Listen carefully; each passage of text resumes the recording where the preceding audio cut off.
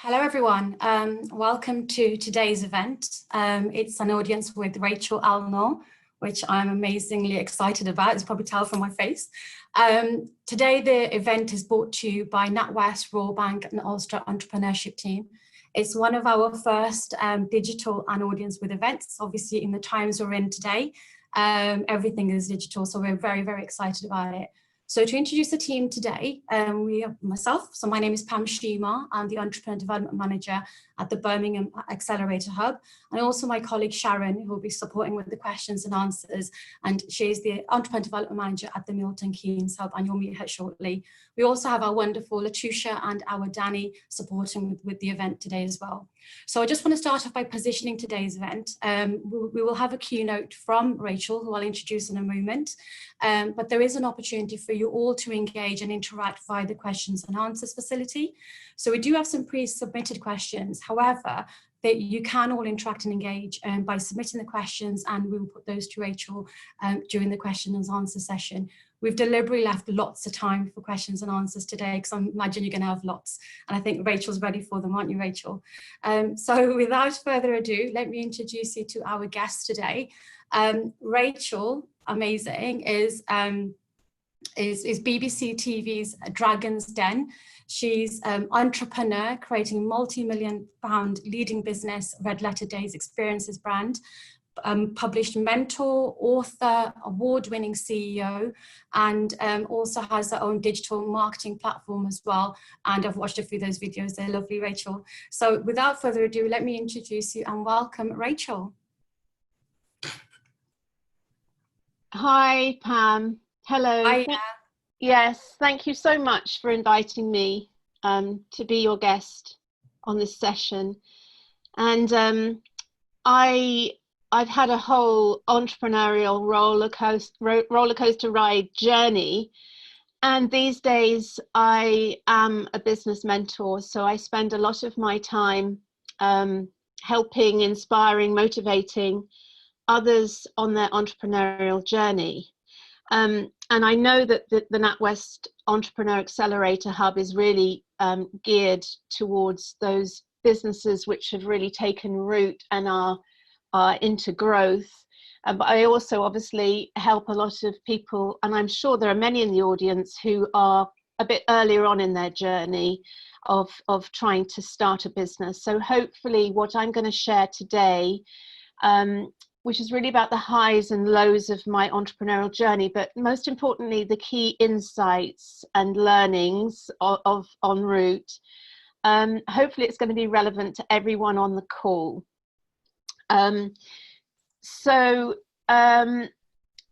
Just to say, in my role as a business mentor these days, most people come to me when they are in the place on the next slide. Letitia, if you can just click onto the next slide. Most people who call for help in business, generally speaking, tend to hit the left side of the screen where everything seems like a struggle. And usually as a startup, you hit that place kind of 12 to 18 months in, and that's where most businesses fail. But you can also hit this place at any stage in the entrepreneurial journey. You know, you can hit for example, right now with the whole coronavirus, suddenly, boom, your business has had the rug pulled out from under its feet. And it's very easy to slip into this left-hand side of the screen where you are working really, really hard. And the temptation when things go a bit wrong in business is to work even harder, even faster, you know, putting even more into it. You can very easily end up exhausted, struggling, feeling really stuck, getting very worried and falling into fear. And certainly I've had many of those dark nights of the soul where you're waking up at 3 a.m, you can't sleep, it's going over and over in your mind and you're worrying. And you can also end up in a place of getting angry, blaming, resentful, and just suddenly the business you started, which seemed to be such a wonderful adventure, now just feels like a battle. And a lot of people end up in a lot of debt, and with financial issues and on the edge. And also another thing that really goes hand in hand with being an entrepreneur and being in business. And I want to be really real about this, because I do work with I've worked with thousands of entrepreneurs as a mentor. Many people do get to a place of addiction as well, just reaching for things to soothe, kind of large glass of wine at the end of the day, right through to quite entrenched addictions, as just ways. And these are all resources that we reach to soothe our pain in business. So my job as a mentor is to get people to the right-hand side of the screen. So Letitia, if you could just click, I think twice to get the right hand. Really, my work as a mentor is to help people to move to this right-hand side of the screen, where this struggle and this battle is collapsed, and where you are going with the flow, and actually you're working smarter, not harder. And in this right-hand side, when you can get to this place in business, magic really starts to show up. And you can really actually, it's a bit like being in a sailing down a river. If you are going with this flow, you don't need to use that much effort. And I always remember very vividly, in the time of my big business challenge, my co-dragon on Dragon's Den in the first series, Simon Woodroffe, who was the Yo Sushi creator, we were in the makeup room, and I was confiding with him that I was really struggling in my business red letter days, and I was having all sorts of big problems, and life was just like a battle. And he gave me a really wonderful piece of advice, which is, Rachel, if everything in business seems like a struggle, stop swimming and see where the current takes you. And I think that is true of life as well. If everything feels like a mass battle, really important sometimes just to surrender and allow, and also to ask for help is another big piece of advice. So let me just talk about my entrepreneurial journey. So next slide, Letitia, please. So my first business is the Experiences brand Red Letter Days, which is still going, even though I no longer own it and I'm no longer involved with it. But this was my first business, and I started it at the age of 24 back in 1989. And really, Red Letter Days was rooted in the question that it was solving is, what do you give the man who has everything? Because it was the end of the 80s and it was the Thatcher era. I'm not sure if all of your viewers will be old enough to remember the Thatcher era, but in the 1980s, everyone had all the material possessions imaginable, every gadget and material thing, and it was very difficult to buy gifts for men. And I have 4 brothers, and I had a businessman father. And so this idea of what do you give the man who has everything, and this idea of giving him an experience, that was really the seed of the idea. And at that time there were a few other small little companies doing various kind of vouchers for things like flying lessons, but no one had really taken the concept of experiences and put it under a gifting umbrella. So that was really the idea behind Red Letter Days. And so we were the UK's #1 experiences company. And so through us, you could buy everything from a trip in a motor racing circuit, going to Brands Hatch and racing in a Formula One car, or a version of a Formula One car, through to hot air ballooning, through to health spa days, through to more decadent treats like dinner at the Savoy and Chelsea flower shows. So it was an amazing business, actually, because at the heart of it were all these incredible experiences, and we were really kind of helping people's dreams come true. So we started out really as on a shoestring. I couldn't get any real funding, and I actually raised a bit of cash under the business expansion scheme, which was the Margaret Thatcher era, where you got 100% tax relief on money you put into a small business. So I got some money from friends and family, just £20,000 or something, a real seed funded thing. And that was how I started Red Letter Days. And that first 18 months was really, really difficult. I mean, not even trying to sell things, trying to just sign up suppliers to come on our platform and to be in our brochure, because no one really wanted to know. It's like, who are you? Go away. What are you trying to sell me? And it was only in the when the recession came in 1990, there was a recession which basically suddenly suppliers started wanting to open up to more marketing opportunities. So we were working just on a commission. So you didn't have to pay us until we actually sold something for you. So that was how we eventually managed to get more suppliers on our books. And even when we managed to launch, which was just a sort of very meager first brochure of just 25 different ideas, even then it was just so difficult to get sales. And I really got how challenging it is to market a business. So my first big break with this business, and the key thing that transformed it in that early startup phase, because I was so close to giving up, and every single person around me was like, it's a nice idea, Rachel, but why don't you go back to accountancy? Why don't you go back to get a proper job and earn some proper money? And you've tried and it's not working. And, you know, like, it was a nice idea, wasn't it? And so I was absolutely determined. And I was actually freelancing at the time. I was freelancing in accountancy, and I asked my boss for help. I said, I've got this great idea.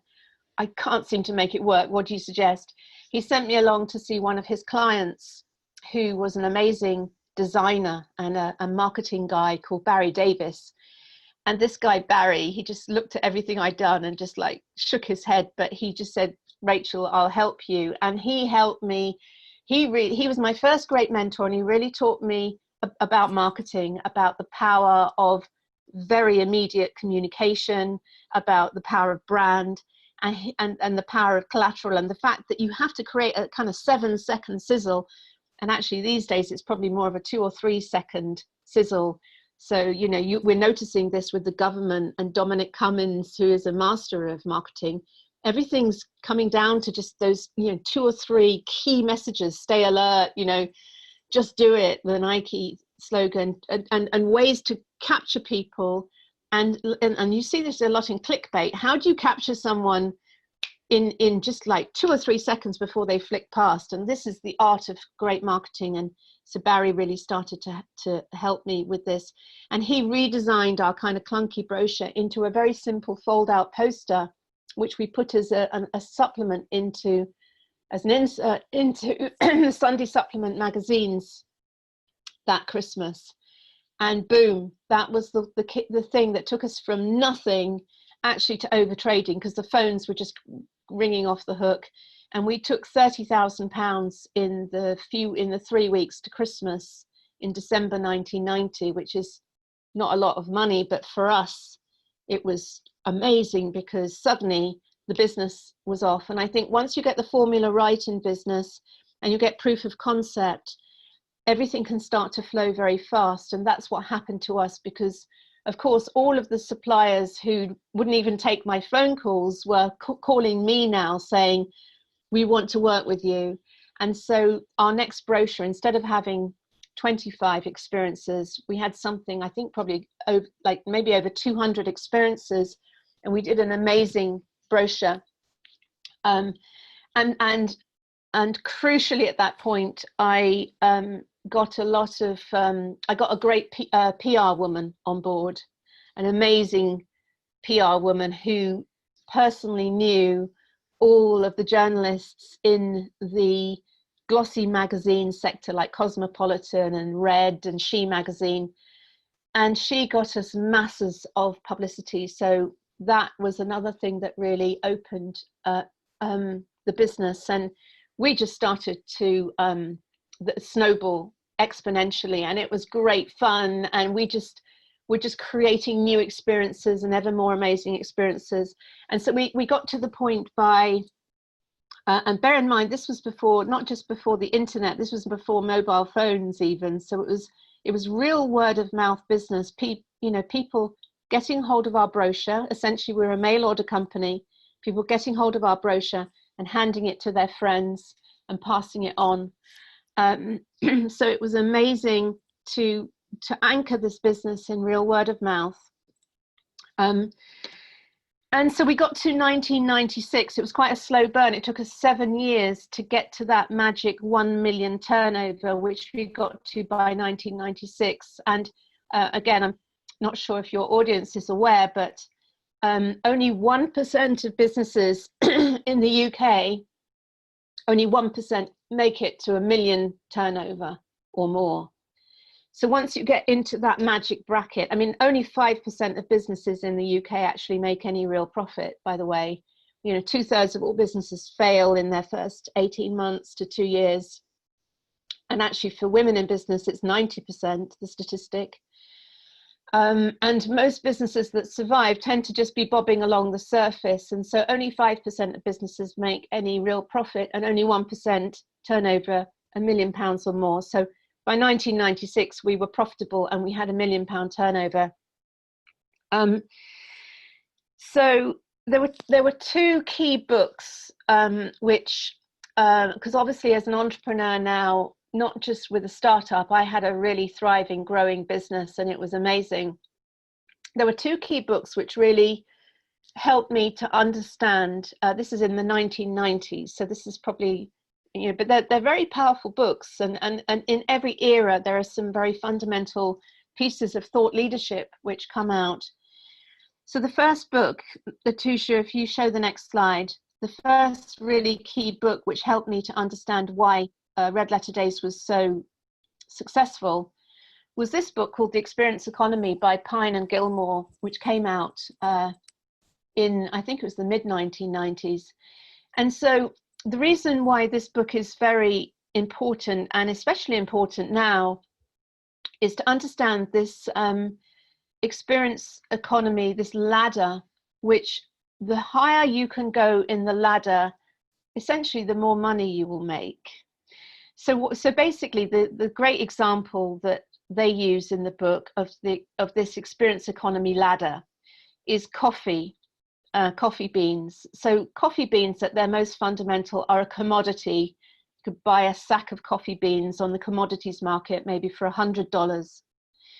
Now, if you can turn those coffee beans into a product and you can make them into a goods like Nescafe and you put them in a jar, then you've added a tremendous amount of value, and suddenly each jar of coffee you can sell for £5 a jar. Then if you can add a service to it, like you put the coffee into Starbucks, add some sofas and Wi-Fi, and create some drive-through experiences. So adding services around a commodity, now suddenly you can charge £3 a cup, at Starbucks, or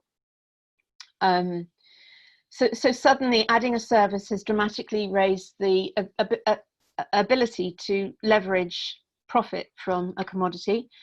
Then if you can add an experience to it, so now if you put this coffee in St. Mark's Square in Venice and it's a cup of espresso and you've got an amazing view and you've created an experience around it, now you can charge €10 a cup for this espresso. So adding an experience into your business dramatically enhances its ability to make more money and also to get more publicity.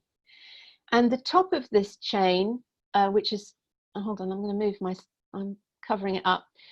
The top of this chain is transformation. Now, if you look at all of the businesses, so in the 1990s, so in the era of Red Letter Days, when it was really taking hold, experiences, people were having bucket lists. It wasn't what you owned, it's what you've done with your life, where you've traveled, have you jumped out of a plane? What's your bucket list of experiences? Now we're in the 21st century, and we're now in the era where the businesses which have most traction are transformational businesses. So if you look at Apple, it's not selling a product, it's transformed society in the way that we communicate. The same with social media companies like Facebook, Twitter, YouTube. and also the massive, big sector, which is about to really come on. And I don't think people are really quite understanding how big this sector is and is going to be. Well, there's a couple of big sectors. The first one is health and vaccinations, and we are being, the stage is being set, the fear is being pumped into society and to the globe to create the perfect market for vaccinations. And also the other big industry, which is obviously also government driven, is population controlling the masses. So things like AI, policing, social control is another mass area. So things like AI, drones, policing through surveillance, nanotechnology, vaccinations with nanotechnology, digital passports, digital currencies. This is the era that we're going into, and it's a transformational era. And we need to be very aware of what's going on, because the big customers now are the governments globally. And this has big implications. So, but I won't go too deeply into that. Maybe we'll get into that in questions. So just to pull back to this experience economy book, it was a very fundamental piece of thought leadership, because I think when you're creating a business, you're just doing the day-to-day. But sometimes when you zoom out, what I realized is we weren't just creating a business, we were creating a whole industry. We were creating the experiences sector, and actually Mintel recognized Red Letter Days as the pioneer of the experiences sector, and Mintel actually created a new market sector called the experience sector that we had created. So I wasn't just creating a business or a brand, I was creating a whole sector, because other companies like Virgin were coming in, Virgin Experiences, retailers were starting to sell experience ranges, and we were providing we were masterminding those retail ranges. So we were creating a whole sector, and that was a very fascinating thing to be at the spearhead of. Okay, so the second really key book, which I just, so Letitia, next slide, please. The second book of that era, which was very powerful, is the book by Seth Godin called Purple Cow. Now, if you don't follow Seth Godin, you really have to. He is the most amazing marketeer. He's an amazing thought leader. He's written so many books. He's a genius. He's a real genius. And so this book, Purple Cow, is a very simple book. It'd only take you an hour to read, but I think it's probably one of the best books on marketing ever written. And it's about the essential message of Purple Cow is that great marketing is not something that you do at the end of the process to try and sort of flog your product. Great marketing is building the PR and the word of mouth and the sizzle into the products themselves. So when you create Purple Cow products that everyone's talking about, an iPhone is a great example of a Purple Cow product. It's like, I've got my latest iPhone, look at this, look at all its functionality. You know, when you build your marketing into the product itself and you make it so juicy, so amazing, so sweet, so PRable, that is true marketing genius. So this is a great book about building marketing into your product. And when I read this book, I also recognized that this was something that we had been doing without realizing, because experiences, we were just like, what amazing experiences can we create? And so our brochure was a Purple Cow brochure because it was full of amazing experiences. So the great example of that era of Purple Cow, a Purple Cow product. So Letitia, next slide, is James Dyson, and how he completely reinvented the vacuum cleaner industry. And this is a very important thing if you're an entrepreneur who's going into a market which is very saturated. So like in the 1990s, Hoover and Electrolux dominated that market. and they absolutely dominated the core target audience, which was housewives, and they perfected their product for that market. So it's just like, it feels insane to go into a very crowded market and to think that you could possibly get any impact as a startup. And the temptation, the overwhelming temptation as an entrepreneur, as a small business owner, is to look at the sector and copy what everyone else is doing. However, the true geniuses in business and marketing are the ones who go into a sector and they dare to challenge the sector, and they go 180 degrees in the opposite direction of the accepted wisdom. So James Dyson, instead of appealing to housewives, he appealed to blokes who probably hated hoovering. And so he created a piece of like techno engineering, which was specifically aimed at blokes. And of course, all of the Hoovers and Electroluxes were safe, acceptable colors like cream, targeted at the housewife market. So he went blokey with it and made it yellow and grey and funky. And also crucially, there's a thing about wanting, with housewives, women sort of, you don't really, you want to hide the dirt. You want to kind of, the dirt, you put it in an enclosed bag and then throw it away. Whereas with the male target audience, there's something very proud about, look how much dirt I've collected. And so making it see-through so you could actually see the results of your hoovering, that also is pretty funky. So Dyson is an amazing Purple Cow product, and obviously through targeting this very small niche and being an innovator and capturing the innovator early adopters in that market, he was able to go into a very established sector, because to capture the early adopter market, it's only a tiny percentage of a market. So innovators, I think, is 3% of a market, and early adopters is 11%. So appealing to innovators who are the funky, cutting edge people, who are the journalists and the thought leaders, who are the ones who would buy, I don't know, a Tesla, for example, is another Purple Cow product. You know, appealing to that innovator market, getting loads of publicity, and then suddenly the early adopters get on board. Everyone's got to have a Dyson, and that's how then things get into the mass market, and that's how James Dyson became a billionaire. So I would really say, be bold and look at the accepted wisdom in your market and be prepared to go 180 degrees in the opposite direction, and that's how you're going to break through. But not many people are brave enough to do that in business.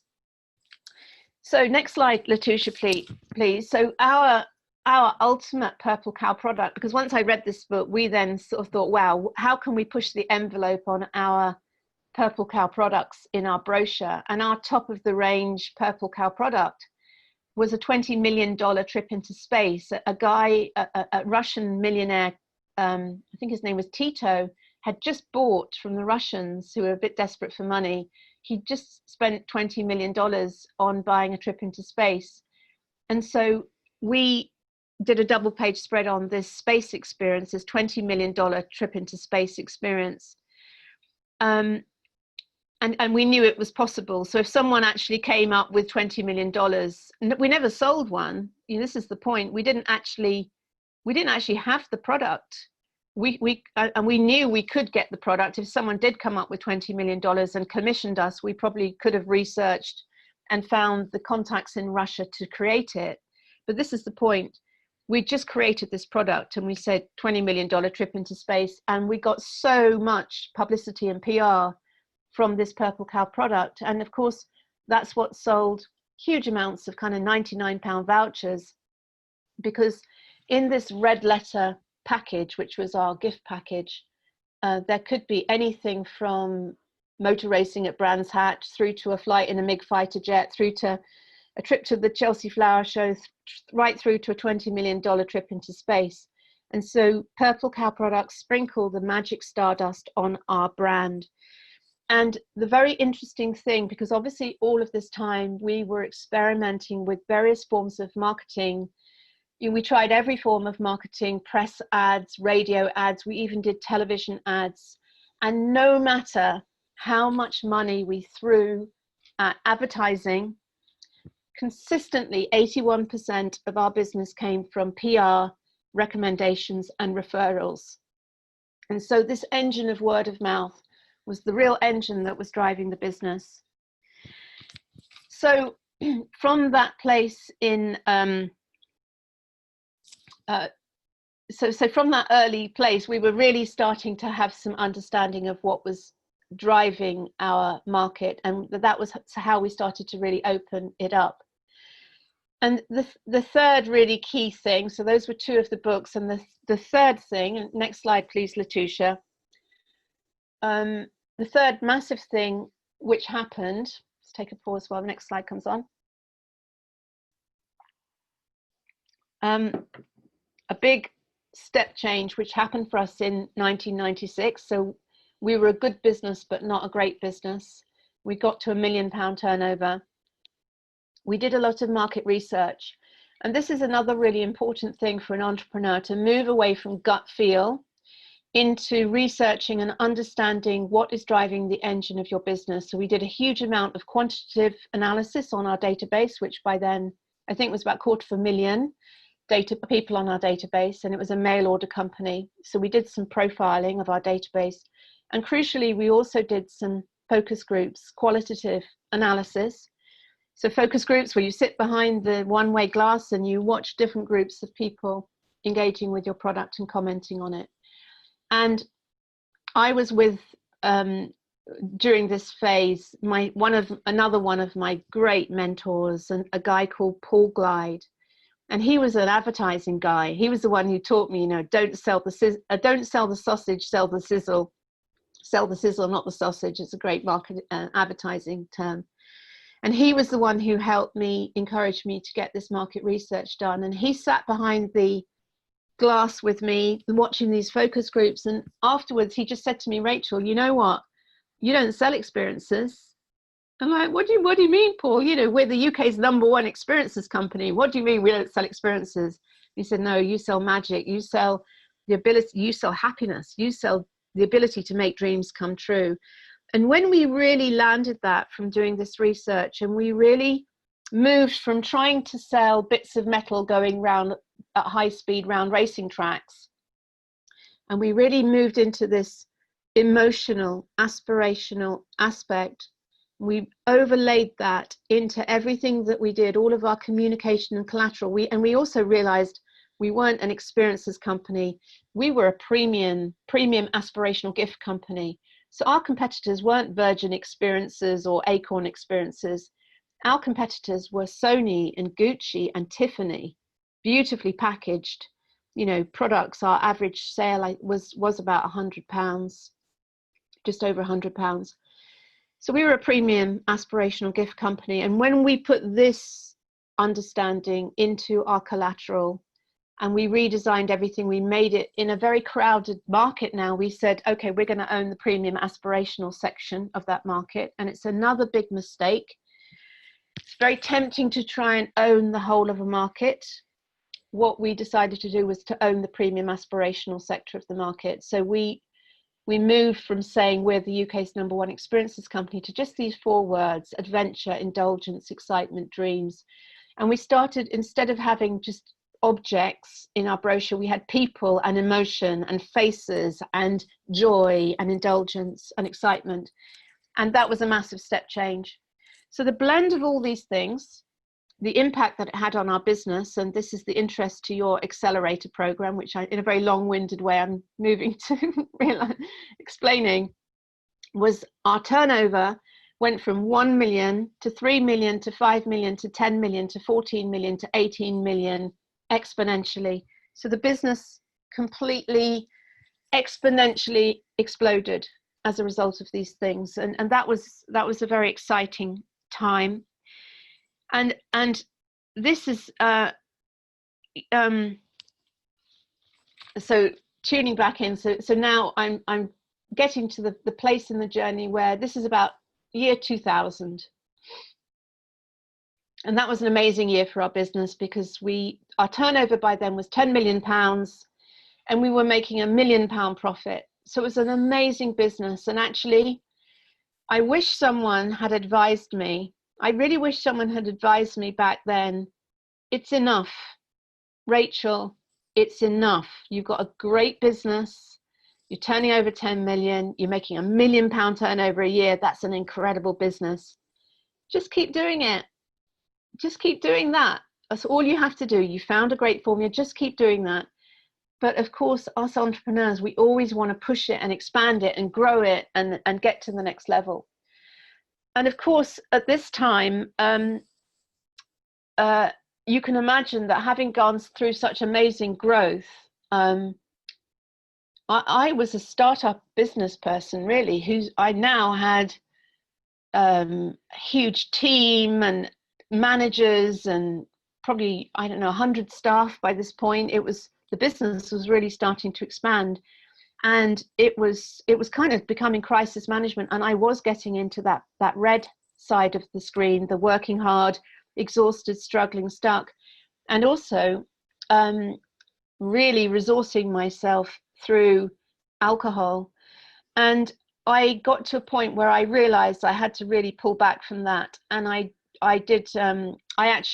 with some help, I pulled back from that. I went into AA, and I had some amazing friends, and I completely pulled away from addiction at that point. And then disaster struck. So next slide, please, Letitia. Disaster struck in 2002, this was by this point. The disaster that struck was I was nominated for Verve Clicquot Businesswoman of the Year award.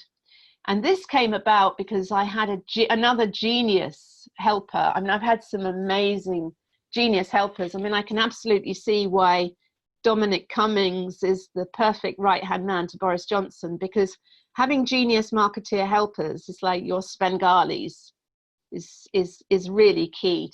If you can find them, and that, you know, rare diamonds who can absolutely help you to unlock things.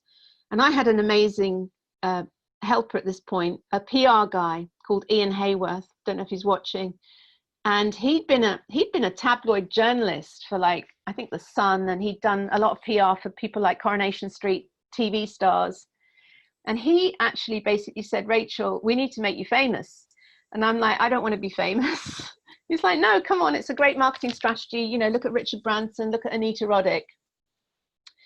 So he and I reluctantly said, okay, if it will help the PR, I'll do it. Because I am actually very shy. I'm a very shy person, for those people who know me. And I've learnt ways to be able to be very, you know, to be able to stand up and speak in front of thousands of people. But deep down, I'm a very shy person. Even walking into a networking meeting for me brings on a huge amount of anxiety. But anyway, so I thought I'll go along with it. And of course, he got me shortlisted for Verve Clicquot Businesswoman of the Year in 2002. And the winner that year was Barbara Cassani, who's pictured there. And there's Joe Malone, who created Joe Malone range, which sold out to Estee Lauder in the end. And Sly Bailey, who was CEO of News International.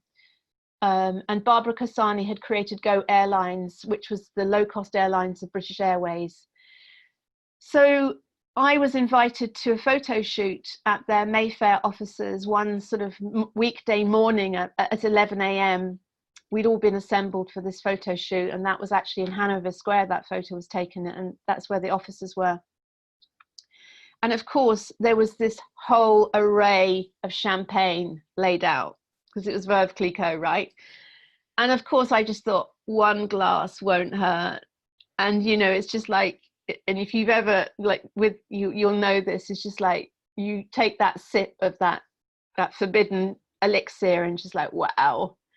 And because you see that this is the really interesting thing about addiction, is that what happens is that you embed emotion in things. So for example, with champagne's an obvious one, it's all about success and winning and, you know, being famous and rich, and it has all those anchors in it. So and I don't drink champagne anymore. It's just too strong for me, and even wine is too strong for me these days.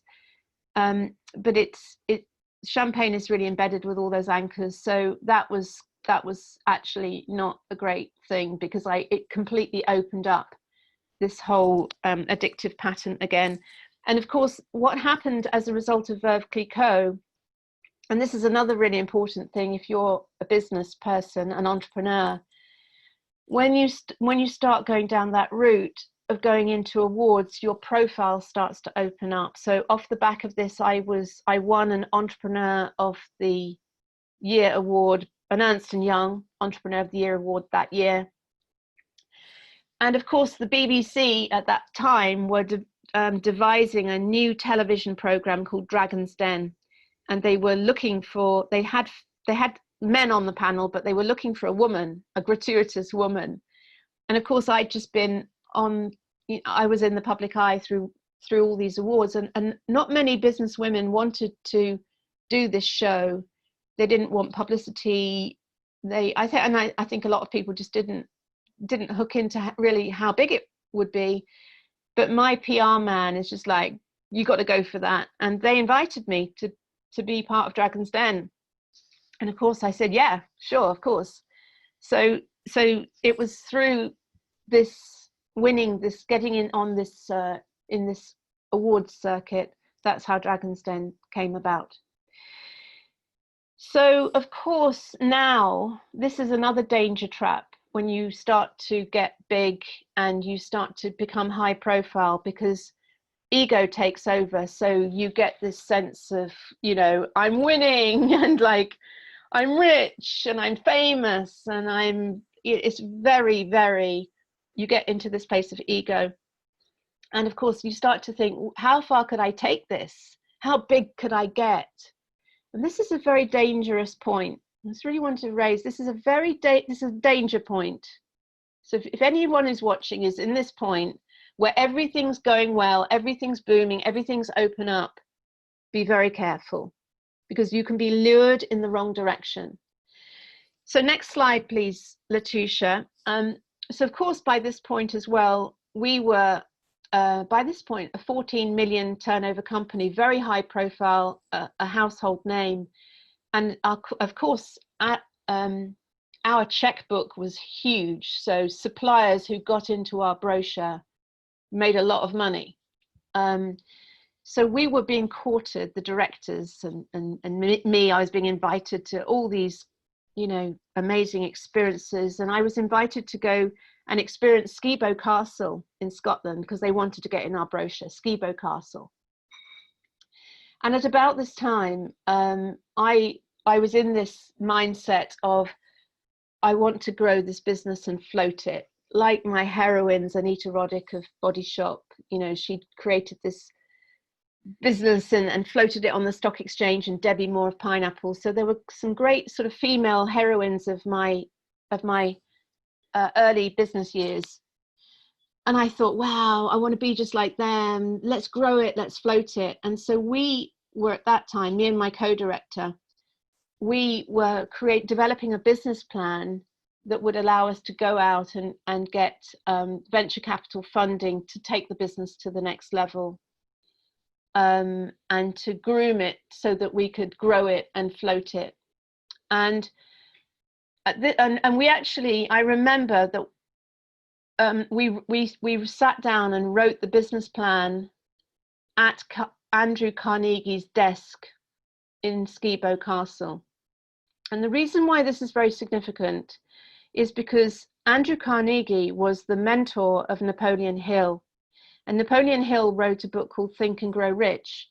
And I'm sure you know from your mindset training of entrepreneurs that Think and Grow Rich is the Bible of business, many business people. It's a classic book written in the early part of the 20th century. And it's all about developing the mindset for growth and how, and it shares the secrets of all of the great entrepreneurs of the time that Andrew Carnegie gave Napoleon Hill access to. So Henry Ford and Thomas Edison and all of those amazing entrepreneurs. And it's actually a real book about metaphysics. So it's very fascinating. And I didn't realize at the time, and I actually sent out a prayer to Andrew Carnegie because in my mind, what I wanted to do was float my company, sell it on the stock exchange, raise £10 million and put that £10 million into my next business, which was my true heart's desire, because I wanted to do a transformational business, because I was really getting into things like hypnotherapy, spirituality, and I wanted to create a health spa for the soul. And in my tiny logical mind, I thought, if I can sell the business and raise 10 million, I can put the 10 million and I can create my health spa for the soul. And so I sent a prayer to Andrew Carnegie saying, please help me. And I wrote the business plan at his desk. You have to be very careful what you wish for, because thoughts are very powerful, intentions are very powerful, and the universe works in very mysterious ways to deliver on your intentions. And we'll talk a bit about this later, maybe. So just to pull this back into business now. So next slide, Letitia, please. So it's really key to understand, and this is really basic, but sometimes really basic things are important to realize and to come back to, because actually business is really simple in essence, in truth. So there are 3 legs to the stool of business success. So the first one, Letitia, if you just click, the first leg is sales and marketing. So we had an amazingly strong sales and marketing led. I mean, our sales were exponential. We were getting new deals the whole time. We were in the retail sector. We'd done a range we were in Harrods and Selfridges. We had concessions. We'd also done an amazing range, a bespoke range for Debenhams, and they were ordering like £6 million worth of product, a year from us. So we had an amazing sales and marketing leg. However, our other 2 legs were very weak, and this is the really key point here. So the second leg is operations, and our operations were not strong enough and growing in capacity to keep up with the sales and marketing of the business. And actually, it is true, I think, to say that most hugely successful businesses have a marketeer as their CEO. So if you think of Steve Jobs and Apple, in essence, Steve Jobs was a marketeer. It was Wozniak who was the operations engineer guy, right? So most truly successful businesses are headed by a marketeer, but the danger is if you don't have a strong engineer, an operations guy, a strong platform to hold that leg strong, that is very dangerous. And of course, the third leg is finance. And so we were funding our business growth out of cash flow, because we were selling vouchers for balloon flights and hot air balloon flights and motor racing days. A lot of these were being sold at Christmas time as Christmas gifts. That was our boom time, Christmas. And of course, if you bought someone a hot air balloon flight for Christmas, they probably wouldn't take it up until the summer or spring, summertime. And our vouchers had a 12-month validity, and a lot of people didn't even take up our vouchers at all. So there were a lot of that money when the voucher expired. That was just pure profit. So our cash flow was massively beneficial. So we were taking millions of had millions of pounds in the bank, and that money didn't actually have to go out to the suppliers until maybe sometimes 6 months later, 9 months later, sometimes not even at all. And the big thing that killed the business or absolutely chopped this leg off was we were bonded by the bank. So our credit card takings were bonded by our bank, Barclays, not NatWest, by Barclays. And literally it happened overnight. And so our turnover was completely cut dead. And what Barclays said is that they would hold all of our takings in a bonded account, and they would only give us the money after someone had gone on the experience or after the voucher had expired. And it completely destroyed our cash flow overnight. Now, this is the thing about finance, and this is another really important point to realize is that cash flow is king. And if you run out of cash, your business is dead. And it's very difficult to finance a business that has cash flow problems. And you are also extremely vulnerable to unscrupulous venture capitalists and people who want to acquire you. Because they know that if they can get you to a point, they can string you along to a point where your cash flow runs out, they can, and if you fall into administration, you can be bought out very cheaply. And so when this happened to us, suddenly all of our money evaporated. Just checking the time. I'm sure I've gone on for way too long, but let's keep going. Yeah. But all these points feel really important. So we spent probably 2 years going into battle, fighting, trying to renegotiate the bond, trying to get money out of that bond, trying to financially re-engineer the business, trying to raise equity funding, trying to do joint ventures. And it was an absolute nightmare, because trying to refinance out of that kind of cash flow nightmare is very, very difficult. And we got to a point where we were very close to the edge, and I'd actually gone to HBOS, and I'd managed to raise 2 million of bank funding, but I had to match it with equity funding, 2 million of equity funding. So I had this deal. So I was trying to find £2 million worth of equity funding. And I actually went to my co-dragons, Peter and Theo. And also, I wanted you to bear in mind that I'd had a baby on the Monday. I mean, I was pregnant during all of this. It was insane. So not only had I filmed the second series of Dragon's Den, I was still trying to keep my public profile and the face. And I was heavily pregnant, like literally on the Friday, struggling up to Debenhams, trying to do a deal with them. 9 months pregnant. I went into labor on the Sunday night, gave birth on the Monday morning, and was back in meetings on the Tuesday. It was insane. I then went to see Peter and Theo with the new baby, like to try and get them. I'm still bleeding and everything. Sorry to, too much information there, but it was insane. And I was like a woman on the edge. I went to see Peter and Theo. My mother-in-law, Pam, actually, she brought the baby, and I was having to leave the meeting to go and breastfeed it. It's just like, and I went to see them and I said, would you give us the £2 million? Take a big chunk of equity, take the £2 million.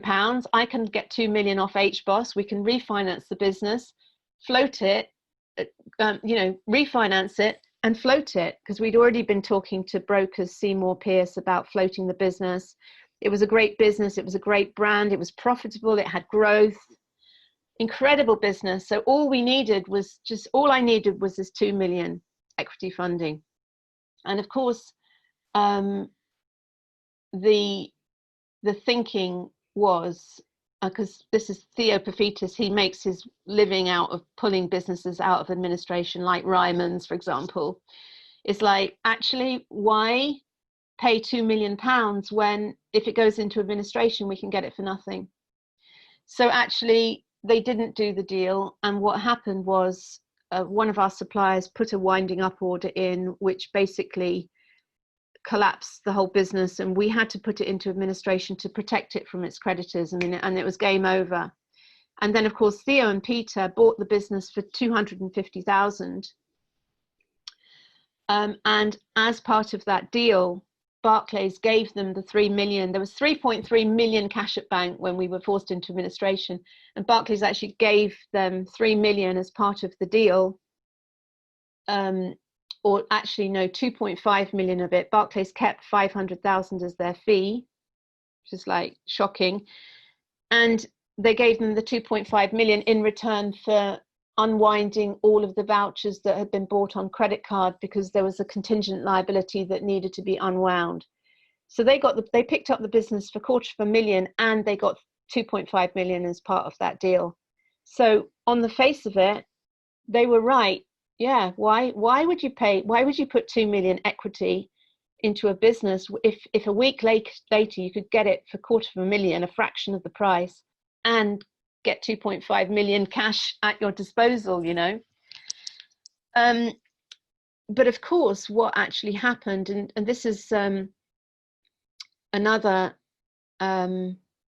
aspect of, I mean, insolvency is another whole area, and that was an eye-opener to go through the whole corporate turnaround, recovery, insolvency, the vultures that circle a business in trouble. What actually happened is, normally when you push a business into administration, you wipe the debt. But they couldn't wipe the debt because the experiences market in the UK is very finite, and they had to fund these vouchers, the 2.5 million of vouchers. They had to fulfill them. Sorry, they had to fulfill them. So they couldn't wipe the debt because none of the suppliers would supply them unless they paid the debts of the old company. So that was an immediate liability of something like £5 million. Also, they lost all of the retail contracts overnight, so turnover was halved, and it took them 10 years to unravel and sell on that investment. It took 10 million pounds injected funds and 10 years to turn it around. So this is, and the reason I'm saying this is not through kind of bitterness and anger. It's a very important lesson about ruthlessness in business, and the karma of bad karma of being ruthless in business can come back and bite you on the bum. Because if they had given me the 2 million, they could easily have had 50% of the company for that. I'd have been happily given them a huge chunk. If they'd worked together with me as a team, they'd put up the 2 million, we'd done the HBOS deal, we'd floated it, we probably would have floated it for 25 million, 50 million. They would have made a shed load of money within 12 months, immediate return on their investment. But greed got in the way. So if you switch to the next slide, please, Letitia. So of course, what happened, business went into administration. I'd just been a dragon on telly. My co-dragons had bought the business and were now there in my offices, you know, with their glasses of champagne. We are now the proud owners of this. And of course, I was annihilated by the media, and it was literally in every newspaper. I had the Daily Mail doorstepping my house. It was on Channel 4 News, BBC Breakfast. I mean, it was an absolute, for me, and also, I mean, the only saving grace really was I had a week-old baby, Michael, my little fourth son, Michael. I'd had him a week before, and it was August, the sun was shining. And actually, do you know what? In the run up to that point of losing the business, I thought it would be the worst thing that could ever happen to me. But in truth, actually, it was the most incredible thing, because I kind of got my life back. I wasn't going into battle. I had this 1 week old baby. I could be a proper mother to him, as opposed to just shuffling him off to nannies.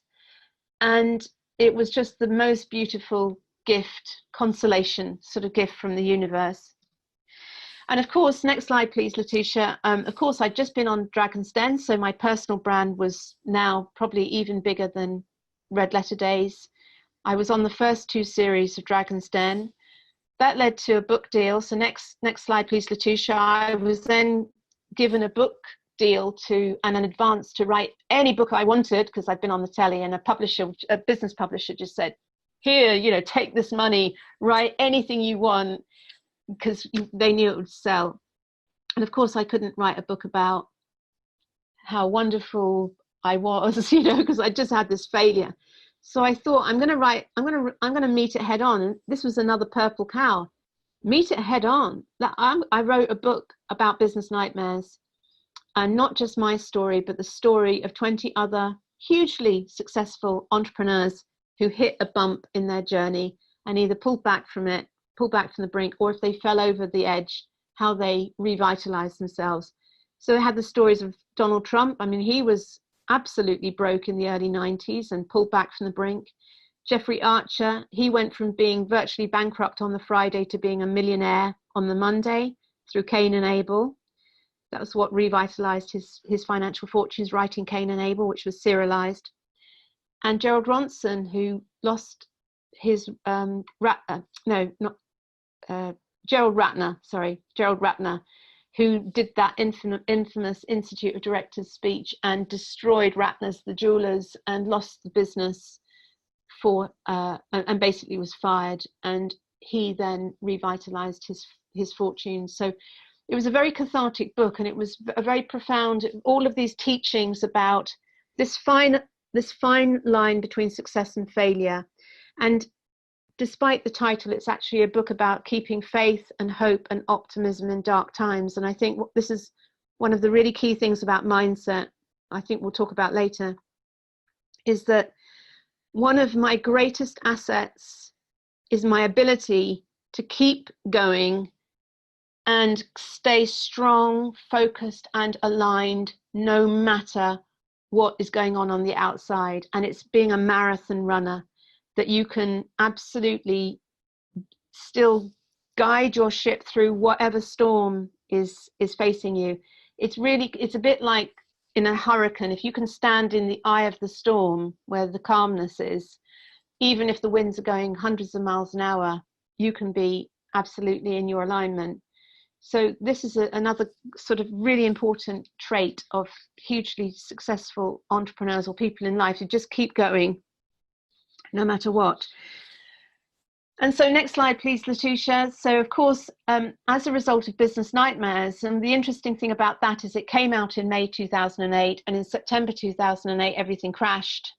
And so suddenly this book that I'd written was the Bible of how to stay positive amidst like the recession and challenges. And so I was invited to speak at all sorts of events. I had to really face my fear of public speaking. As I said, I'm very shy. I was very nervous and terrified of public speaking, but being paid a lot of money to go and do it. So I made it my business to face my fear of public speaking and get really good at it, and bring in some coaches and mentors and training to help me after some very disastrous speeches, I have to say. And so as a result of going to speak at all of these events, of course, after every event that I spoke at, people would come up to me afterwards and say, would you be my mentor? Would you help me? So I created a whole new business of creating workshops and online products and materials to help entrepreneurs on their journey. And then, and I became a business mentor. And I also then, seeing that actually a lot of the people coming to me there were a lot of kind of holistic people, thought leaders, therapists, and I was very into this world of kind of metaphysical world. I thought what they need more than mentoring is a platform that they can create products and monetize their business and to help market them. And so I created Source TV, which started out as a digital publishing platform and a marketing portal for thought leaders and transformational coaches and healers and teachers. So this opened up another very interesting part of the journey, and this is the final segment here, Pam. So just rest assured, because I'm conscious that I've gone over, because yeah, so we'll just keep going with this. But this is really crucial, because as a mentor, as a business mentor, I started to get really fascinated in, what makes one person a success and what makes another person a failure, and what are the mental qualities. So I started off there with mindset, Tony Robbins, hypnotherapy, Napoleon Hill, Think and Grow Rich, mindset stuff, Paul McKenna, power of the mind stuff. And then I started getting more interested in energy. So this is more Abraham Hicks about manifestation, metaphysical energy theories. And also, as a result of creating this business Source, which when I started, this is a metaphysical business, and I got out my old toolbox of my 3D business toolbox, and nothing worked. And it was just like, oh my God, why isn't anything working? I'm throwing everything. Why isn't this business taking off? And a really amazing guy called Michael Day, who is a kind of psychic, who was part of our platform. He just said, Rachel, this is a personal transformation disguised as a business plan. You do realize that, don't you? This is a personal transformation program disguised as a business plan. And what I really got from that was through this business and through all of these amazing holistic teachers and therapists and shaman and incredible people, I was being given an opportunity to unravel some of my programs and what was driving the engine of all of my life. And so I started to go on this path of transformation and really starting to understand these dynamics of what makes someone successful and what's driving the show. And there's a few really key things I just want to share on this. Real revelations. When you have a revelation, it's when something comes from the subconscious, where you've got a program which is running your show. When you, through transformational work, if you can bring things from the subconscious where you're not conscious of them, and you can bring them into conscious awareness and you can see them, you go, oh my God, that was what was running my show. And then you can unplug the programs and you can transmute them and you can heal them and you can release them. And so a lot of this work is about really trying to, it's shadow work. What's running the show? So one big thing that was running my show, next slide, please, Letitia, yeah, thank you. So a lot of these programs are set in early childhood. And this picture here is a massive program that was running my show, because I was born in 1964. I had 4 brothers. I had 3 older brothers when I was born. My 4th brother is younger and he was born later. So I was born in 1964. And my father, so I had 3 older brothers, and my father was the chairman of Chelmsford City Football Club. So my father was massively into football. In fact, the only match he ever missed was because I was born at 10 minutes after kickoff on a Saturday afternoon. So can you imagine, as a 2-year-old child, less than 2 years old, maybe, an 18-month-old little girl, in a household of 3 older brothers and a father who's football mad, that England won the World Cup. And I really got a message from that, and it was embedded deep in my psyche. Winning is everything. Winning is everything. To win is the most important thing in the world. It must be, because look at my brothers, look at everyone cheering, look at everyone going mad. Winning must be everything. Like, my dad's in business, you know, my dad's like, winning's everything. And look at the colours of that World Cup team, red and white. What were the colours of Red Letter Days? Red and white. Subliminally, subconsciously, I had embedded and taken on board a program that winning was everything, and that that red and white were colours of a winner. It's very important. That was what was running my show. The other really important thing, next slide please, Letitia, was this program of me and 4 men. So here I am. This picture was taken in 1969 with my 3 older brothers, and my younger brother was born a couple of years later. So I had these 2 twin older brothers, John and Mark, who are 5 years older than me, who ruled the roost. And they really did rule the roost in my family. So this pattern of me and 4 brothers repeated itself subliminally through my whole life. On my board of directors, me and 4 men. Dragon's Den, me and 4 men. I was subliminally recreating it. And also these 2 older brothers who I love very much, please don't get me wrong, but, you know, we lived above my dad's shop, and my mum and dad were so busy in their busyness downstairs that we were left to our own devices, and I had to learn to fight. I mean, it was a very competitive, bullying childhood. That's how I was very good in business, because I learned how to be just as strong as men. I could, you know, I had to, because I had to protect myself, and I was hit frequently, and I had to learn how to hit back and fight and be strong and tough and all these coping strategies. And of course, these 2 older brothers, they always won. They were stronger, they were bigger, they were more powerful. They always won. And crucially, in my childhood, they used to take everything I loved from me. Any nice toy I had, they would either destroy it or steal it, or dolls would have their hair cut off, or my basil brush would have its tail ripped off. So of course, what happened when I got older? I had this amazing business. 2 older brothers, Peter and Theo, came and nicked it. So I had created that. I had recreated that at a deeply subconscious level. So these programs that are running the show, that are in the if we can bring them out into conscious awareness, and I do this a lot as a business mentor, to help my clients to really understand what is running their show. And quite often these are programs which are stopping them being successful. Like, I'm not good enough, I'm not worth it, I'm not worth it. Or maybe the reason they're running their business is because they had a very critical, controlling mother when they were young, who they were never good enough. And so a lot of men are running from that, are operating from that program of, I'm not good enough, I have to prove myself, I have to prove myself to my father, I have to prove that I'm good enough. So this is very fascinating.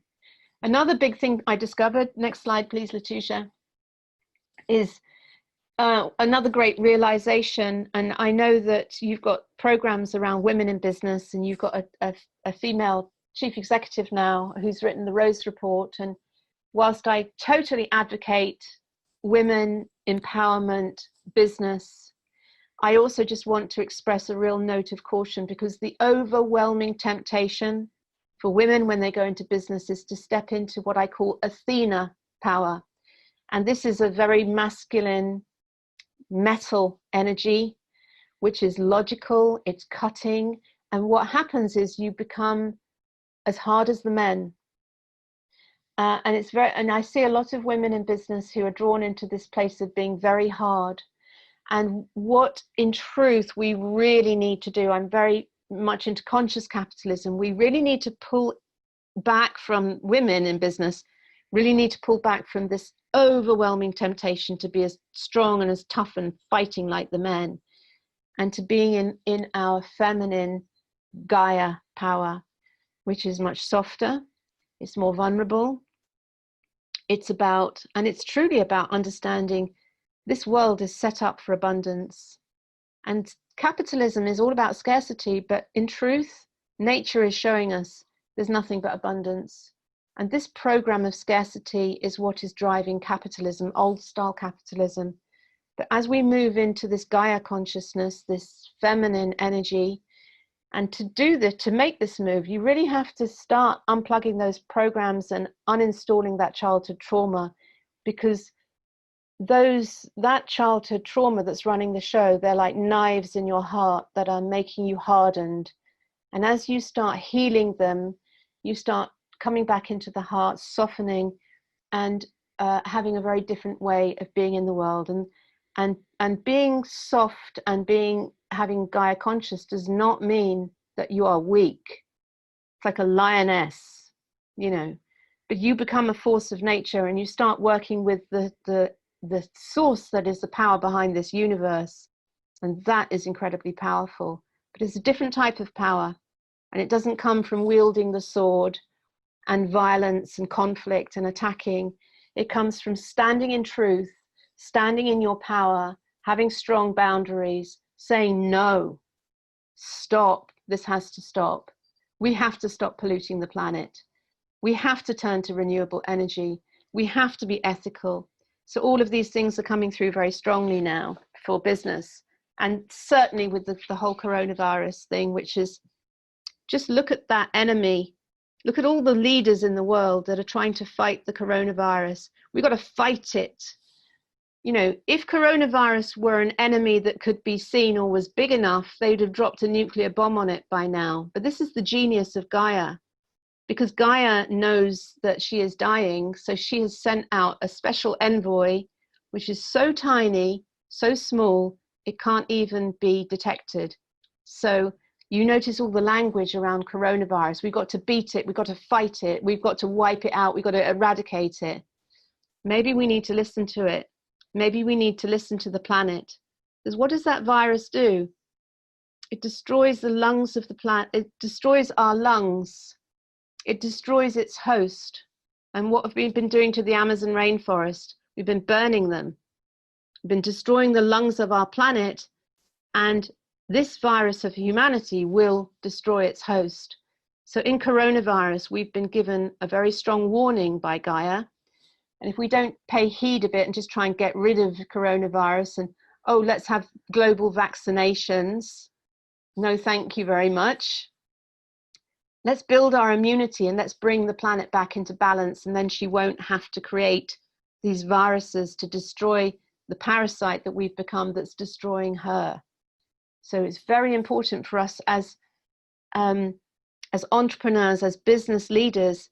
You look at all of the greatest changes on this planet, they have not been made by governments, they have been made by entrepreneurs and business leaders. So as entrepreneurs and business leaders, we have a huge power and responsibility to be ethical, to guide humanity out of this shit show that we've created, and it has been created by capitalism. And so there is tremendous power in being a business leader and an entrepreneur, but it's about the conscious awareness of a different way. So I just want to hold on, where are we with time? Gosh. This is just the last few slides, just two more minutes. Okay, so just to say that a very big step change on my journey, next slide please, Letitia, was to do spiritual pilgrimages to Peru, where I work with shamans, and ayahuasca, where I journeyed beyond the veil of illusion to see the truth of what is beyond this material realm. And medicine work is very powerful, profoundly healing, profoundly visionary. And I have seen what is beyond the veil. And next slide, please, Letitia. We have to realize that, you know, this is a vibrational universe. It doesn't actually exist. There is very little real matter. This has been proved quantum physics level. You know, 99.99999% is empty space. If we condensed all of the matter in the universe, on Earth, including all the people, removed all that empty space, you'd be left, and Professor Brian Cox talks about this, you'd be left with a cricket ball of mass. That's the only mass on this entire planet. We are living in a hologram. It's a vibrational illusion, and we are attracting things out of this quantum soup which match our vibration, our energetic vibration. So whatever is on the screen of our life is mirroring what we have, what is in our energetic grid. And next slide, please, Letitia. The ancients have known this. You know, this is ancient wisdom that goes back millions of years beyond this realm of duality. There is another realm, this realm of source. It's a bit like the clouds in the sky when you have a very cloudy grey sky. Beyond that, you know, if you go up in a plane, there's always blue sky beyond it. So this illusion of duality is an illusion, this illusion of separation. And of course, the patriarchal control systems know all about this. So next slide, please. You know, the ancient societies, Masons, secret societies, they know all about these metaphysical rules that rule the universe, and they have been used to lock down power using sacred geometry, using symbolism. If you look on the, I haven't got a slide for it, but if you look on the front of your passport at the royal crest, you'll see a lion wearing a crown and a unicorn with a chain. And it's symbolic that this system is locking down metaphysical power. The unicorn is a magical metaphysical creature, which is higher dimensional power. And that's what it's symbolic of locking metaphysical power into this realm to hold down power. And if you go to the House of Commons and you know anything about sacred geometry and symbolism, it is full of power symbolism, of keeping control over the people. And a lot of people who understand about metaphysics have misused that power to control the people. And I think we are waking up to this now. So one thing I just want to leave you with, the next slide, the words of Bruce Lee: don't think, feel. Because when we're in the mind, the government, the mind control, when we're in the mind and trying to work it all out, we are not in our power. We come into our power when we drop from mind into heart and we start to fully feel. This is what that medicine work teaches you to fully feel what is going on. So when you start to fully feel, using your body as an instrument, that is how you can become incredibly powerful. And so bringing back, healing our trauma and bringing back our sense of feeling, fully feeling, so we're not in a frozen trauma state, fully feeling, and fully feeling your business. This is a real key to true power, that you can ride through the storms. And we are very definitely sailing into huge storms as business owners, and a lot of boats will sink over the coming 12 months or coming years. We just want to be really clear. We are sailing into some very stormy seas, and the toolkit and the tools that we will need as entrepreneurs to be able to sail through that storm are very different to the ones of the past. So apologies, Pam, for overrunning there, but I kind of got into a bit of a flow. No, that's wonderful. Thank you. Handing back to you. Thank you so much. That's absolutely wonderful. Letitia, are you going to close the slides or? Wonderful, there you are. Okay, no, thank you. It was amazing. Honestly, I've just got so much from that. I don't know if you've seen the questions and answers. They have been. I've closed that because I have it's myself. Honestly, yeah, no, honestly, there's so much I've written down. I was writing loads of notes as well. So I'm gonna. Do you know what? So much of what you say resonated with lots of different things that I see and I hear from the entrepreneurs and everything I kind of see in the ecosystem as well. But I'm gonna just start off by you know, the why. So I think you touched on making sure we have a purpose and a value, and that's essentially one of the things we're doing at the moment as a bank, is being a purpose-led bank. Yeah.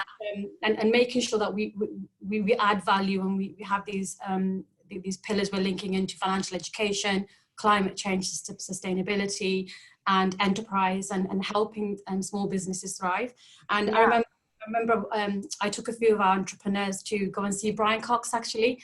I wonder if they're listening now. So we went to one of his, it was essentially a lecture at the NIA in Birmingham, and he talked about the why and actually how tiny life can be if you take it to its core root. So I love everything, you know, lots of what you've said as well, and I love the sell the sizzle, not the sausage, because again that links into the why. So I guess the first question, you kind of touched on this a lot, or you had to change a little bit, but I just want to expand on this. So in terms of failure, here at the Entrepreneur Accelerator Hub, we say fail separate in a different way. So we talk about failure in terms of first attempt in learning. Mm-hmm. So actually, you know, fail fast, fail cheap, you know, learn, move on, build, mm-hmm. measure, learn. So what mindset would you say you need? Would you say the entrepreneurs really need to grow and scale their business? Yeah, so there is, as you say, there in truth, there is no such thing as failure. There's just judgment. Mm-hmm. And so it's very easy to judge, oh, good, bad, right, wrong. But it's all just learning experiences. It's all just opportunities to feel and fully expand. Mm-hmm. So I think that the really key thing is to move from seeing business as something that you need to get a result from into seeing it more as like a hero's journey. Mm-hmm. But you're on a hero's journey, a bit like Jason and the Argonauts, you know. So you're setting out on this quest, and you know, business is going to show you everything. It's going to bring up everything as challenges, and it's going to show you. And so if you can start to really, instead of reacting and fighting all of these things, you start to say, hello, okay, so what's this challenge? What's this bringing up in me? Is this bringing up anger? Is this bringing up fear? What's this bringing up for me? So the feeling through it. So that's, to me, that is really key, because when you start seeing it as a hero's journey, then your challenges become learning growth opportunities, and it becomes quite fun then, because you're not in battle fighting and getting stressed. You're totally receptive and in that place of being open to flexing and finding interesting solutions and, you know, thriving. Amazing. And for those businesses that are looking to scale, obviously we're in a real kind of exceptional time at the moment. what sort of, what would you say are the clues? I know you mentioned what to look out for. So what are the clues in terms of scaling those businesses in your experience? Well, I think I think the most important question I would ask anyone if I was mentoring them is why? Why do you want to be big? What's driving that engine? Because if it is an ego thing that's driving that engine, then that is potentially going to come unstuck very badly. However, if you are running a very ethical business that you want to transform the world, and you've got a very nourishing reason for growing, as opposed to a kind of, I want to make more money, and I don't care how I do it sort of thing, and you're moving to a wanting to create joy. That Red Letter Days is a great example of that, because in the early days, I just wanted to just create joy. I wasn't doing it for the money. I just wanted to create joy and more joy and more joy and more amazing things. And it was fun. And it was just like, it was when I switched into how can I grow? How can I make more money? How can I push it? How can I be more famous, more successful, more rich? That's when I went into a lot of problems, because I moved from heart into mind and ego. So staying in your heart and doing a business through ethics, because you are so passionate about what you do. And you just want to get it to as many people because you love it and you want others to love it too. And you're creating great service and great value in the world, and you're enriching people's lives. To me, if your business is running from that, that you will naturally, magic will naturally flow from that. It really will. Yeah, and I think, I mean, you touched on it earlier in terms of women entrepreneurs. We've discussed the Rose Report already before, haven't we, earlier on when we chatted. But we do kind of have this Rose Report program because we just want to level the playing field, I guess, you know. And I was actually listening to a webinar the other day where actually the whole language of VCs is different to women than it is to men. But so in terms of yourself as a female leader, what tips would you give to other female entrepreneurs out there, apart from, obviously, I know you mentioned use your vulnerability and don't try and be overmaxed. Anything else in terms of maybe surrounding yourself with a great team or anything like that? Or what's your top tips? Well, we are, in my observation, we're moving to just a very different way of being and working, which is much more circular and networked, than the kind of square, regimented structures of the old patriarchal system. So I think women are much more collaborative, they're much more co-creative. I think moving away from that conflict of seeing others as enemies to be fought and competition. When you're running a business from the heart and you're really passionate about what you do, you see everyone else actually as collaborators. And so this idea of collaborating and joining and sharing wisdom, sharing knowledge, I think those are the great traits that women bring, whether it's into politics, into business. You're looking at Jacinda Ardern's a great example of in New Zealand.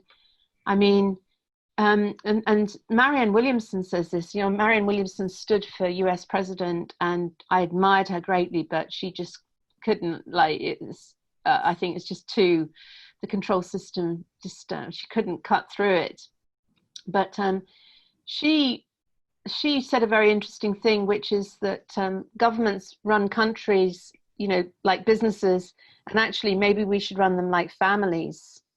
Maybe governments should run countries like families where everyone's looked after. And I think when you run a business like a family, when you're not just seeing your workers as operatives, you know, to be commanded and controlled and told what to do, and you start running your business like a family, and you start listening, you know, listening to everyone, communication, really softening, really honoring everyone that's involved, and also, you know, your customers are part of your family. As we found, we had this huge army of amazing, loyal advocates, you know. So a business is a much more like flower of life grid that I have here, where you're seeing it as an organic, like communication, connection, family that you're connecting. That's a very different way of looking at the business. I echo what you're saying in terms of, actually, if you put yourself in the customer's shoes and you have that relationship, it's no longer transactional, it's more of a relationship way of operating, isn't it? Yeah. So I totally see what you're saying. And actually, women naturally, and I'm not saying all men as well, but women naturally, we multitask, networking, coordinating a lot of things. How did you find the whole work-life balance thing? Just personal to me, how did you find the whole work-life balance thing? Obviously, with the little ones being so tiny at that time. So just two things to say here. First of all, I think there's the big difference between masculine and feminine and male female, because you get a lot of women who are very in their masculine energy, and you can also get men who are very in their feminine energy. So it's about what energy are you working from internally. So definitely as a businesswoman in my early years, I was absolutely in my masculine energy. I have 5 sons, and to me, my son, when I started a business, especially when it was growing, my sons were just a logistical, challenging exercise of which nanny, who's got to be at nursery, which nanny's looking after that one, which school, what's the time, who can I organize, can I get a driver to collect him because I need to be in a business meeting. And so I didn't really, it's not really until I went on this journey that I really started to understand how bad a mother I was in my early years. And that is true to say, because the system puts a lot of emphasis on being successful at business and making money, but it doesn't value being a mother. And so I really have done so much to unplug from that old business version of me, and to do that deep inner work so that I can truly be a good mother. And by that I mean not being in that command control way of being, and to really do my own inner healing, and to really be there, and to change the balance in my life. And that doesn't mean that I don't ever have to, for example, go to an event and speak and leave my children with others, but it's about creating a life where you truly honor your role as a mother as being just as important, if not more important, because unfortunately working mothers, business women, mothers, and bear in mind this is all happening in the 80s and the 90s, we're now reaping those in the men that we're creating with a lot of challenges. If you have had a dysfunctional childhood and lots of childhood developmental trauma, it leads to huge problems with addiction, suicide, depression. So this role as a mother, I think that we've really kind of neglected it. So I would really urge any of your viewers who wants to be successful in business and being a mother to really balance those things, and to really respect and honor the importance of being a mother, as well as being a powerful leader, and all the rest of it. Brilliant. Thank you so much. I'm going to bring Sharon in here. Sharon, just questions and answers from the floor. Hello, Sharon. Hey there. How are you? You're right. All right. Thank you. So questions from the floor. Do you want to put them to Rachel? Yeah, absolutely. First of all, Rachel, I think before we go into questions, I need to let you know that we have had hundreds of people saying how much they've loved your openness, your honesty. Just hearing your story has been crazy, and I'm kind of glad that I've not been on video. Because my cheeks are hurting from smiling so much. Oh, mine. Incredible. So thank you so much for that honesty.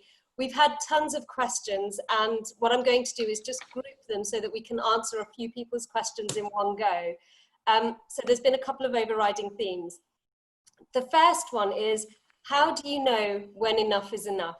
When you're riding that wave of success, and we've got many entrepreneurs now where the universe is conspiring, everything's falling into place, how do you know when enough is enough before you end up going into that black hole of actually there's lots of success and it becomes overwhelming? Is there a trigger? Is there an anchor? How do you define that? Well, I think the clue is in the title of busyness, and that is in the word busyness. And one of the real danger points is when you're so busy that you don't have any time to stop. And it's quite interesting because I had a session, I did a mentoring session with a guy who was like full of kind of crazy ambition. He was making loads of money and he had these ideas for these new, and it was just like crazy relentless. And I just said, what do I do next? And I just said, I just want you to stop. He said, what do you mean? Like, could you just stop? So no. And I could tell that his energy was so fractured and relentless. And this stillness as the antidote to busyness. We've kind of been taught that stillness is a waste of time. It's lazy, because the program is you've got to work hard to be successful. You've got to be busy. And certainly I had that programming in my childhood. It's like, oh, you've got to be busy. There's a tremendous power in stillness, meditation, lying on the earth. Particularly, I do a lot of sky bathing, just lying on the earth and just doing nothing. Because when you get to that zero point where you're connected to a higher power, this power of source, and you're operating from that 0 point, you are tapping into the energy that creates universes, and you have that. You're not trying to work it all out and busy trying to work hard. And so suddenly your magic is starting to show up. And what you tend to find is that you can just go and just lie on the earth, and then suddenly that problem that you were worried about, by the time you get back to your desk, it's resolved itself, or someone else has dealt with the solution, or suddenly some magic has showed up, and it's just like all you did was stop and surrender. Tremendously powerful. So I would really urge every person, particularly if they're wrapped up in this busyness and it's getting faster and faster and more exciting, just to start building in that time to stop and to meditate and to earth and to really just create that space. Really important, very powerful, super powerful. A bit like that first piece of advice from Simon Woodroffe is stop swimming, because the current is very strong. And when you start tapping into the universal current, absolute magic can happen way beyond the infinite organizing power of the universe. Is like mind-blowing. So when you set intentions, and then things start unfolding, and just going with the flow of that can be very, very powerful. And quite often it cannot make any sense, because the universe works in spirals, not straight lines. So we tend to be logical. So when you start working with the universe, it's like, I didn't want to go over there, I wanted to go over there. But it's taking us into ever greater and higher spirals. So going with the flow and trusting in the infinite organizing power of the universe, and trusting it's all unfolding for a greater, higher purpose. Trust and faith, very important. And so just keeping that intention and having faith, I think, are very important ingredients. Brilliant. Thank you so much, Rachel. Another question that we've had, and again, I'm grouping a whole bunch of questions into one. You've talked about Seth Godin, and you mentioned Purple Cow, and I know a few of our entrepreneurs have already gone ahead and downloaded that. And another book, when I first was introduced to the world of Seth Godin, I was introduced to permission marketing. And some of the questions that we've had is the themes that you've spoke about today, the journeys, are they still, and are they also relevant to professional services, where we've talked about experience and commodities? Is it also true for entrepreneurs who feel their businesses may be a little bit dry, like accountancy services or planning services, recruitment, HR? Do you feel that they can still take those similar paths? And what would be your guidance around that? So one of the greatest purple cows you have is your personal brand, right? So, so it's very easy for sort of firms of accountants to be this sort of anonymous group of people. But the personal brand and thought leadership, I mean, those are the places that I would absolutely go to. And those are the places that people do go to, being the expert in your niche, coming out with amazing thought leadership, being a visionary. See, this is the really interesting thing about, say, for example, accountancy is a good example. A lot of accountancy and a lot of accountants, and I know this from some of the finance directors I had, they're very good at historic stuff. So counting the beans and doing the accounts and what happened in the past. And a lot of data work is around that. But far more fascinating to me is what's going to happen in the future. Where are we going? What's the world going to look like next year, in 5 years' time, in 10 years' time? So the true visionary people are the ones who are starting to imagine the future. And so this is a very fascinating, because it's very easy to get caught up in the past and to look at what happened in the past and then data model through. Whereas actually, working back from the future, having a strong future vision of what's it going to look like, what are the future markets, and how can I adjust to that, or how can my business evolve, I think is probably a good question. Yeah. But going back to that point about professional services, I'd absolutely say it's about thought leadership and being the visionary. Where's accountancy going? Because that's the purple cow, isn't it? Of like, where's law going? Where's the justice system going? Where's the future of accountancy? How can accountants create the future as opposed to just counting the past? All these things. Yeah, so thought leadership. I mean, all these things that have been going on for years, so I'm just reiterating what's out there. Yeah, Sharon, just to build on your point there, I was going to say a lot of our entrepreneurs have been forced to change because of COVID and because of what's happened now. So, I know the entrepreneurs in my accelerator hub have actually, I've always maybe wanted to go online, but always been a bit nervous maybe, or thought, no, I'm going to hold fire, I'm going to wait until that happens. But now they've had to make a decision. They've done what they've always wanted to do, and actually now they've actually tripled maybe their turnover, or actually realized this is what they've always wanted to do. So I echo what you're saying in terms of the thought leadership is really important to make things happen, and it's great piece of advice there. Yeah. Thank you. So we've had a few questions.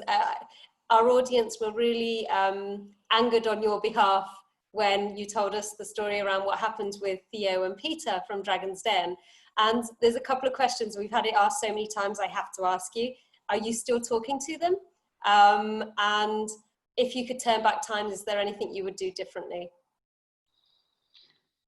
No, I mean, I'm just not in those circles. I've really unplugged from that world of kind of old school capitalism. I live in the Peak District now. I'm not in London. I'm not sort of, in the CBI and all of those kind of circles. So I've really moved out of that whole world.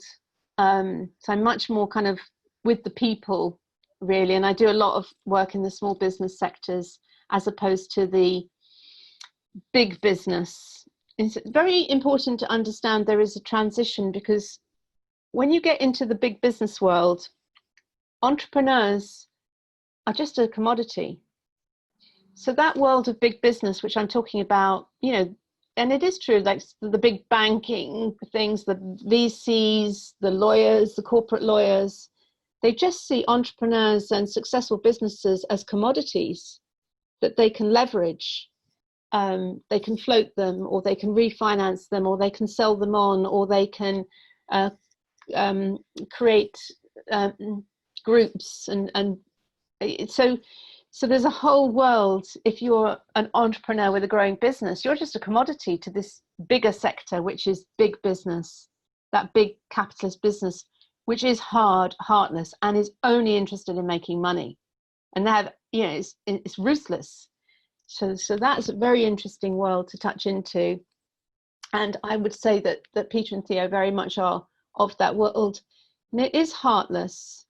And so I am very much about conscious capitalism, about bringing the heart and ethics back into business, because there is a real danger here. I have to say this, as we open into a very scary world of AI, we're already starting to see it, like heartless business, heartless government, heartless decisions, you know, AI drones that are programmed, yes, no, right, wrong. Whereas with a human, you have empathy, you have a kind of, there's a sort of, this human touch that is being lost in so many places. It's very dangerous, actually, this robotization, this going into this big business, which is quite ruthless. Let's vaccinate every single person on the planet. And I keep talking about this because think about it.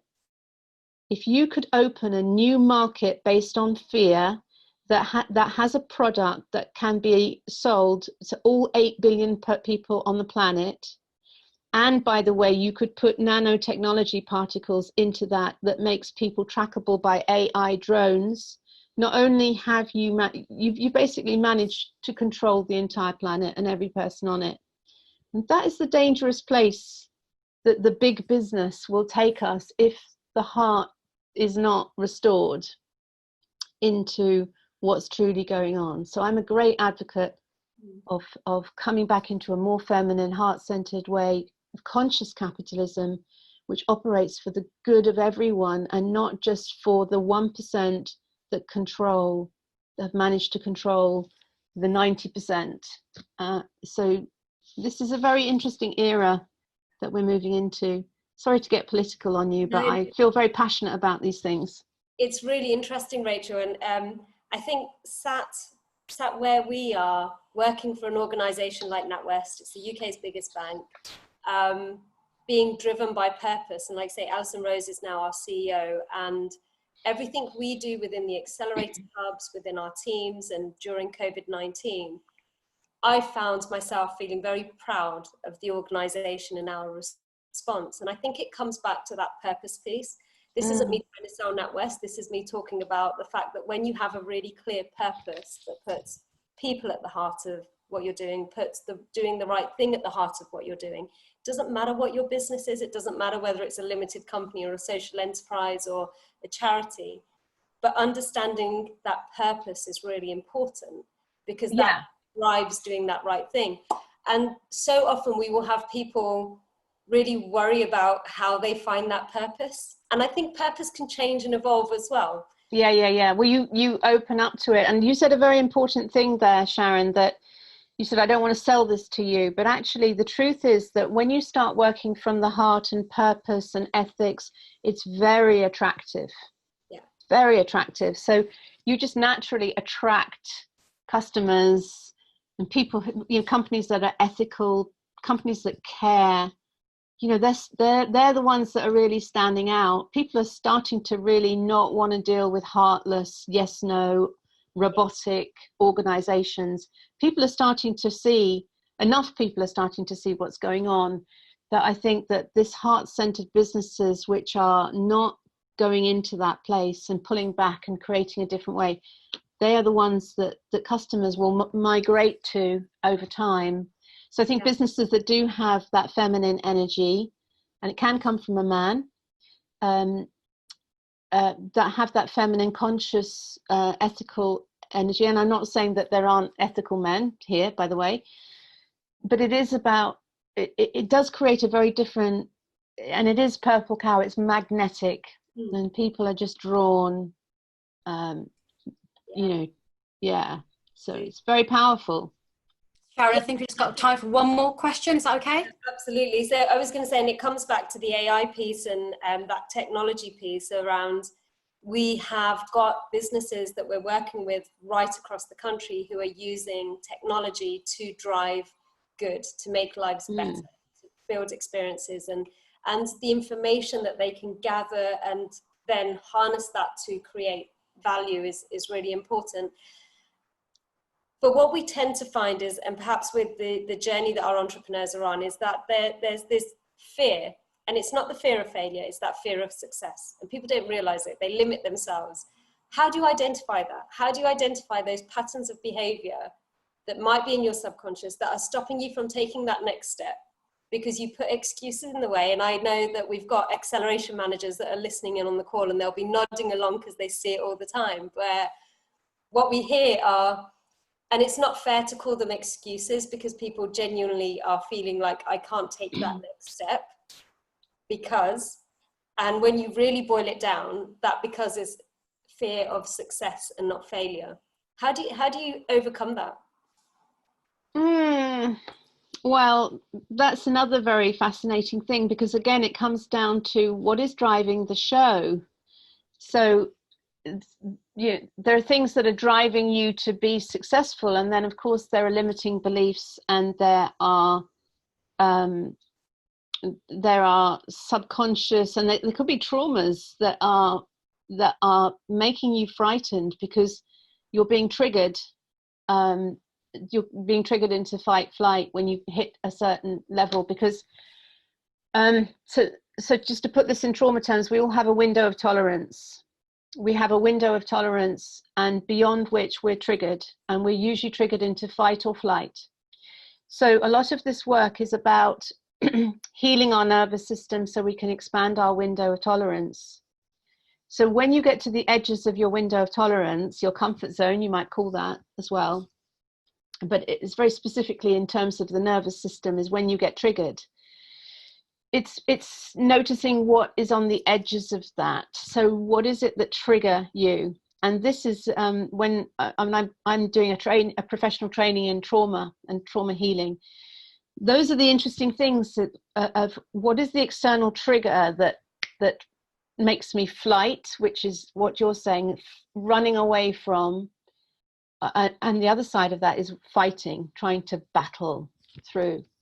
So those triggers, starting to have conscious awareness of triggers, because as Dr. Gabor Mate says, the trigger is the smallest part of the weapon. You want to be following it back to the unexploded bomb that it's attached to. It's very subtle and deep work, and it's actually quite difficult to do on your own. And I just know from, I work with a lot of amazing people. This is again another co-creative collaboration. It's so much easier when you work with a therapist or a coach or a mentor to get conscious awareness of what is running the show and how to diffuse that bomb. So this is very subtle work. Brilliant. Yeah. Thank you so much. Honestly, it's been such a wonderful morning listening to you. I'm going to hand back to Pam. Just for very quickly, for our audience members who have put comments and questions forward, the questions are all here, so please rest assured that we'll make sure that Rachel gets an opportunity to review your comments and remarks, because I know you're going to love seeing some of the comments that have come through, Rachel. Thank you. A massive apology for people where we haven't been able to answer all of your questions, but we hope that we've managed to cover a lot of the key themes. Back to you, Pam. Thank you so much, Sharon. I think it's just really exciting. There's so many questions. Absolutely phenomenal. So guys, I can imagine you have found Rachel as inspiring and motivating and heartfelt. I think at one point I was nearly in tears. I had to hide it back when looking down. So hearing your stories, just want to say massive thank you so much. But I think literally there's one more slide we want to share, isn't there? So you've left a bit of a gift, haven't you, as well? Thank you. So, Rachel, do you want to mention this? Yeah, so it's just, if anyone would like to have a one-to-one session with me, it's actually a mentoring session. I don't like the word coaching so much. I've created a special offer on my website, rachelelnaugh.com/NatWest. It's so basically it's just a low-cost session for anyone who is watching today. It's limited, and it's only going to be around for a couple of days. So if you have watched this and you're interested in a session with me where I can help you to really understand what's driving your engine, how to unlock the vision of your business, if you're struggling in any way, I can just one session is really a very powerful way just to help you unlock your business and your journey. So if you're interested in having a session with me, if you go to that link, and you'll find a special offer on a one-to-one with me, which is, I do them by Zoom as well. Wonderful. Thank you so much for that. So we'll leave that slide up for a little while. And as always, I hope you've enjoyed today's session. We at the Accelerator Hub have had to pivot online. So your feedback, as always, is always important. So if you can scan that code and leave us a feedback in terms of, have you enjoyed today? Any positive feedback, anything you want more about a different LAS, let us know. So thank you so much for that. Letitia, is another slide? Wonderful. Okay. So I just want to cover off and sort of close off by the other programs that we do have. If you found today's event interesting, we have got some more events coming up, which we will put on Eventbrite. Our Accelerator Hubs, we have 12 across the UK. They're fully funded programs, and as you can tell, we absolutely love what we do. There's lots of other things that you can look into as well. So Rachel and I briefly spoke about the Rose Report. We have this fantastic program called Dream Bigger, and I particularly it really links into my purpose and values, where it's helping young people dream bigger and just focus on mindset and growth mindset and get away from that inner critic that might be holding them back. So have a look at that as well. We have something called Backer Business. Now, Backer Business is support to female entrepreneurs in terms of giving them some funding. So have a look at that. Business Builder is our new digital online platform. So if you can't get to the Accelerator Hubs right now, do have a look at our Business Builder. It's online, it's interactive, there's a community option as well. And our program managers, Jess and Josh, do some really great Facebook Lives on there as well, and obviously some interviews with entrepreneurs as well.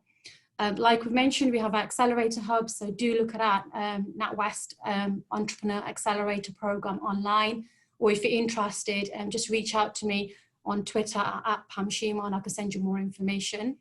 We have a next level program, so not only do we help entrepreneurs from idea stage or just thinking of starting a business, we have a next level program which has been accredited by the Scale Up Institute.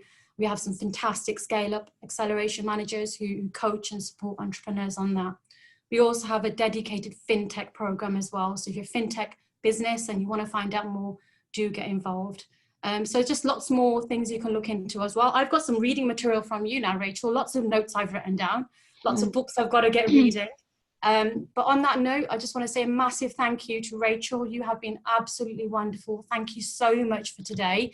I want to say a massive thank you to you as attendees and making the effort to attend today and your feedback. I really look forward to that. Just a massive thank you to our team today. So as those who run events out there will know these things don't happen by magic. It's surrounding yourself with an amazing team. Thank you, Sharon, for the questions, and our tech gurus who've been Danny and Letitia today. So on that note, massive thank you, and I look forward to hearing from you. Thank you. Thank you, Pam. You're welcome. Thank you, Rachel. Thank you. Bye. Bye-bye now.